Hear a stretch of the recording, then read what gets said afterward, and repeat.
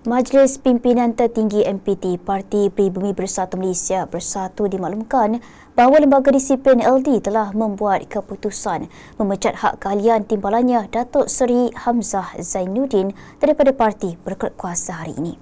Perkara itu dimaklumkan melalui kenyataan rasmi yang dikeluarkan Setiausaha Agung Bersatu Datuk Seri Muhammad Azmin Ali. Menurutnya, MPT dimaklumkan bahawa LD telah memutuskan bahawa Datuk Seri Hamzah Zainuddin dipecat hak-hak keahlian dalam parti di bawah Fasal 22(5) berkuasa kuasa mulai 13 Februari 2026 kerana tindakan beliau melanggar Fasal 914 Perlembagaan Bersatu.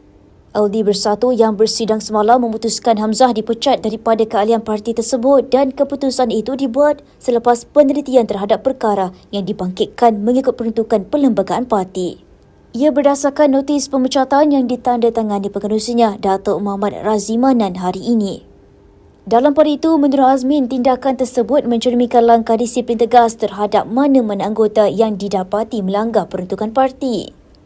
Beliau berkata keputusan dibuat selepas proses pertimbangan sewajarnya oleh lembaga disiplin selaras dengan peruntukan sedia ada.